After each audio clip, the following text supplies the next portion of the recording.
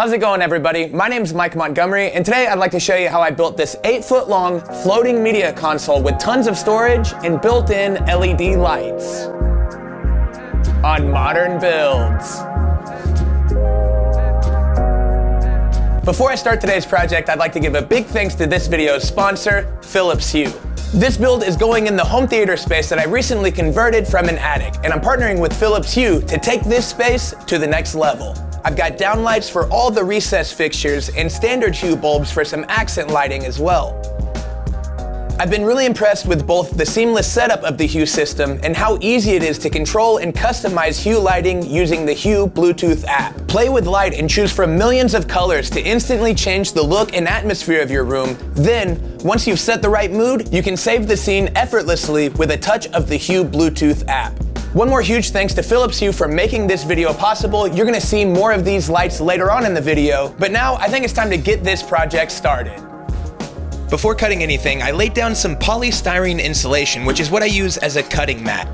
This allows your track saw or your circular saw to cut through the plywood but not hit the floor, which is obviously important. I'll leave a link to the track saw that I'm using down in the description. I'll also leave a link to a video where I made a track saw to fit a standard circular saw. The pieces I'm cutting are 10 inches wide. That's how deep our cabinet is gonna be. Before you cut anything though, make sure and measure the largest item you're gonna store in the cabinet and make sure that that's deep enough. And make sure you save this offcut. It's what we're gonna be making the French cleat out of later on.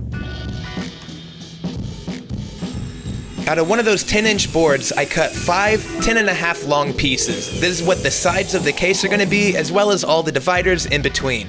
The 2 outside pieces are going to be 10 inches wide, just like the bottom and the top of the cabinet, but the 3 internal dividers are going to be ripped on the table saw to 9.25 inches. This space is going to provide enough room for the French cleat to be inset in the cabinet and for cords to run between the back of the cabinet and the wall. What you see me using here is the Kreg K5 pocket hole jig, and functionally it does the exact same thing as the $20 pocket hole jig that I'll leave linked in the description. Pocket holes are a great way to glue and screw cabinets together without fasteners being seen from the outside. Y'all know I love Gorilla Wood Glue. They're a long-term sponsor of mine, and I'll leave Amazon links down below. I applied a thin bead of glue on each joining edge of the side pieces and then clamped everything in place. Oftentimes, boards will shift a little bit whenever you install pocket hole screws. That's why I clamped everything down, to hold everything tight.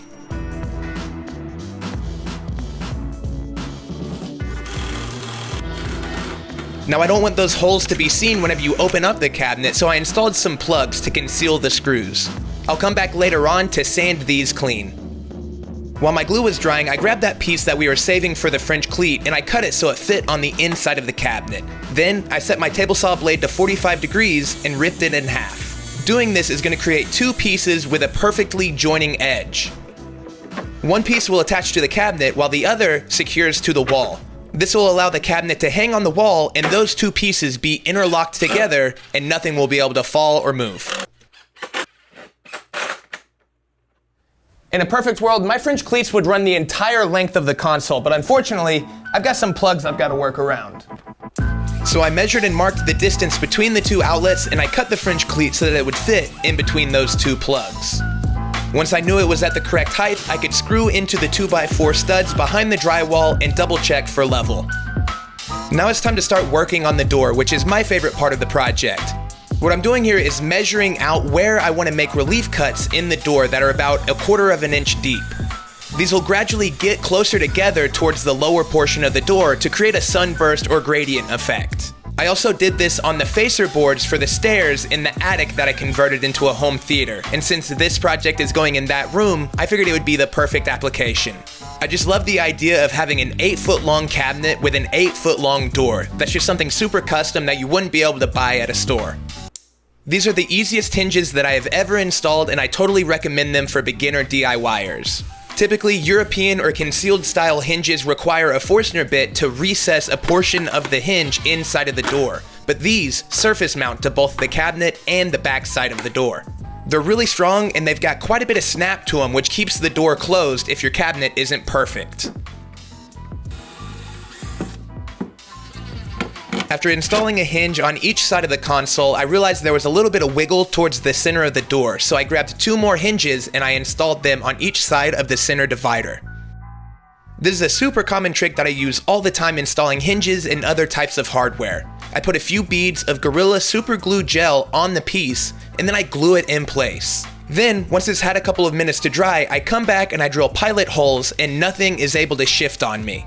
This makes everything a little bit more accurate, but really it just cuts down on headaches with pieces moving around on me.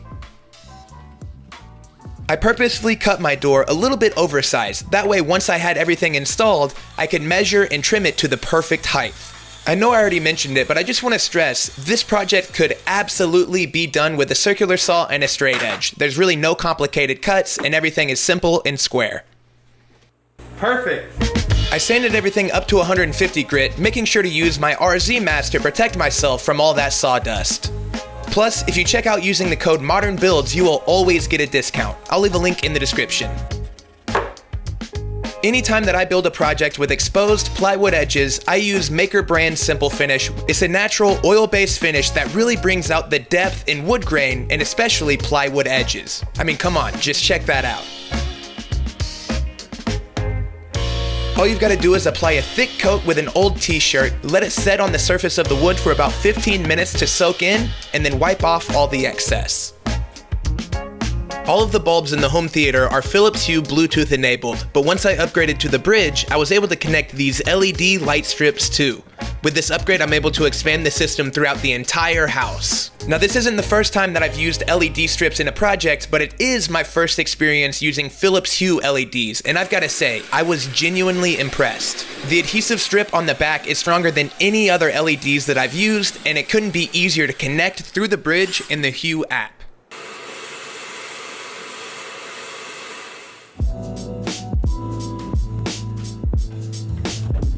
There we go. So I had close to 2 feet overhanging the French cleat on each side, which was allowing the console to droop a little bit. To fix that, I drilled directly into the studs behind the cabinet. Then I was able to feed cords wherever they needed to go and install all of my electronics.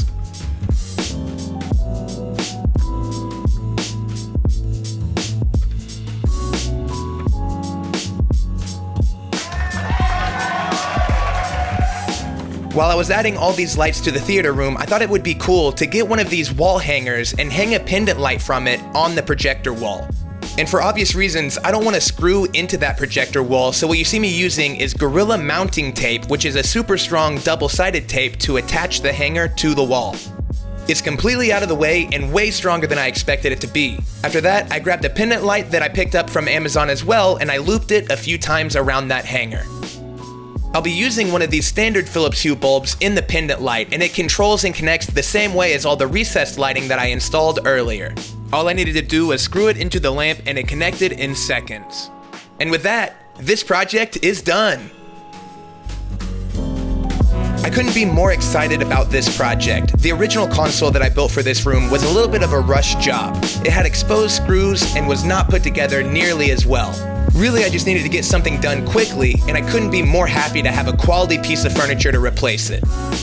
You can learn more about the Philips Hue bulbs and products that I'm using by following the link down in the description. That's meethue.com. And don't forget to follow @PhilipsHue on Instagram for more lighting inspiration. So I just want to give one more big thanks to you all for watching today's video. If you're interested in building this project, make sure and follow the link down in the description to my website where I've got a written article with free PDF plans. Inside those plans, not only will there be a materials and cut list, but there will also be a really simple diagram. That way you've got all the info you need to build this yourself. I'd like to give one more thanks to Philips Hue for sponsoring today's episode. Without sponsors, I really couldn't take the time to build all these projects and create the plans like I do. If you don't already, you should be following me on Instagram. I am @ModernBuilds. There, you can see everything I'm doing between projects. You can even see sneak peeks of projects before I release them. Somewhere on the screen, there'll be a subscribe button. Make sure and hit that, as well as the notification bell down below so you can stay updated. Thanks again, and we'll see you next time on Modern Builds. Bye, everybody.